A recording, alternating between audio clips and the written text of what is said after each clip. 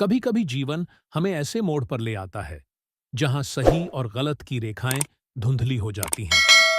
1981 में जर्मनी की एक महिला मरियान बखमायर ने जो कदम उठाया, वह पूरी दुनिया के लिए सदमे और चर्चा का विषय बन गया। अपनी 7 साल की बेटी अन्ना की निर्मम हत्या के बाद मारियाने ने भरी अदालत में वह किया जिसकी किसी ने उम्मीद नहीं की थी। क्या यह मातृत्व का चरम था या न्याय पाने का एक गलत तरीका? यह कहानी एक मां के संघर्ष, दर्द और बदले की है, जो दिल और दिमाग को झकझोर देती है।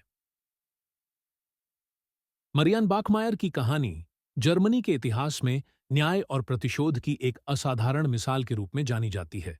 उनका जन्म 3 जून 1950 को ल्यूबेक, जर्मनी में हुआ था। 1981 में मारियन ने अपनी बेटी अन्ना बाखमायर के हत्यारे को अदालत के अंदर गोली मारकर हत्या कर दी, जिससे वह पूरी दुनिया में सुर्खियों में आ गईं। 1980 में मारियन की 7 वर्षीय बेटी अन्ना का अपहरण कर लिया गया और उसे क्लाउस ग्राबोवस्की नामक व्यक्ति ने यौन शोषण करके मार डाला। ग्राबोवस्की एक 35 वर्षीय व्यक्ति था, जिसका आपराधिक रिकॉर्ड पहले से ही बच्चों के प्रति यौन अपराधों से जुड़ा था। उसने अन्ना को कुछ समय तक बंधक बनाकर रखा और फिर उसकी हत्या कर दी। यह मामला और भी विवादित इसलिए हो गया क्योंकि ग्राबोवस्की ने पहले स्वैच्छिक रूप से रासायनिक बंध्यता कैस्ट्रेशन करवाई थी, लेकिन बाद में इसे उलट लिया था। 1981 में जब ग्राबोवस्की का मुकदमा चल रहा था, मारियन बाखमायर अदालत में एक पिस्तौल लेकर पहुंची। जब कोर्ट में ग्राबोवस्की मौजूद था, तो उन्होंने उस पर कई गोलियां चलाईं और उसे वहीं मार डाला। इस घटना ने पूरे जर्मनी को झकझोर कर रख दिया और देश भर में न्याय और प्रतिशोध पर बहस छिड़ गई। मारियन पर हत्या का मुकदमा चला, लेकिन जनता की राय बंटी हुई थी। बहुत से लोग उनके इस कदम को एक दुखी और आक्रोशित मां की प्रतिक्रिया के रूप में देखते थे। अदालत ने उन्हें हत्या के बजाय गैर इरादतन हत्या का दोषी ठहराया और उन्हें 6 साल की सजा सुनाई गई, लेकिन उन्होंने केवल 3 साल की जेल काटी। उनकी यह घटना न केवल एक मां के दुख और क्रोध की चरम सीमा को दर्शाती है, बल्कि यह भी सवाल उठाती है कि जब न्याय प्रणाली असमर्थ महसूस होती है, तब क्या एक व्यक्ति को खुद न्याय करने का अधिकार होता है? मारियन बाखमायर का 1996 में निधन हो गया, लेकिन उनकी कहानी आज भी जर्मनी की कानूनी और सामाजिक चर्चाओं का हिस्सा है।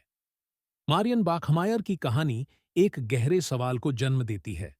जब कानून ऐसे अपराधियों के खिलाफ न्याय करने में नाकाम महसूस होता है, तब क्या पीड़ितों के परिजनों को खुद न्याय लेने का अधिकार होता है? ऐसे अपराधी, जिनके मानसिक संतुलन या व्यवहार असामान्य होते हैं, समाज के लिए गंभीर खतरा बन जाते हैं। इस मामले में क्लाउस ग्राबोवस्की जैसे व्यक्ति, जिन्होंने न केवल अपराध किया बल्कि पहले भी यौन अपराधों में लिप्त रहे थे, के प्रति सख्त कानूनी कार्रवाई और दंड का अभाव साफ दिखाई दिया। इस तरह के अपराधियों के लिए सिर्फ सजा ही नहीं, बल्कि पुनर्वास और मानसिक उपचार भी उतना ही आवश्यक है, ताकि भविष्य में इस तरह की घटनाओं को रोका जा सके। कानून और न्याय व्यवस्था को पीड़ितों के साथ सहानुभूति रखते हुए अपराधियों को उचित और कठोर दंड देने की आवश्यकता है, ताकि समाज में यह संदेश जाए कि अपराध, चाहे वह कितना भी बड़ा या छोटा हो, बर्दाश्त नहीं किया जाएगा। मारियन बाखमायर का कृत्य हमें यह याद दिलाता है कि न्याय की राह आसान नहीं होती, लेकिन कानून का पालन और दोषियों को समय पर कठोर दंड देना ही समाज को सुरक्षित बना सकता है। समाज और सरकार की यह जिम्मेदारी है कि ऐसे अपराधियों को कड़ी सजा दी जाए और पीड़ितों को न्याय मिले, ताकि कोई भी व्यक्ति खुद कानून अपने हाथ में लेने के लिए मजबूर न हो। तो ये थी मारियाने बाखमेयर की दिल दहला देने वाली कहानी। एक मां जिसने अपने दर्द में खुद न्याय करने का फैसला किया।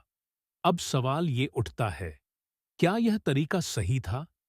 क्या मारियाने को अदालत के फैसले का इंतजार करना चाहिए था, या फिर उसने जो किया वह उसकी बेटी के लिए न्याय पाने का एकमात्र रास्ता था? क्या हमारा न्यायिक तंत्र पीड़ितों को समय पर और सही तरीके से न्याय देने में सक्षम है? आप क्या सोचते हैं? क्या मारियाने का यह कदम सही था, या कानून पर भरोसा करना ही बेहतर होता? कृपया अपने विचार नीचे कमेंट्स में साझा करें।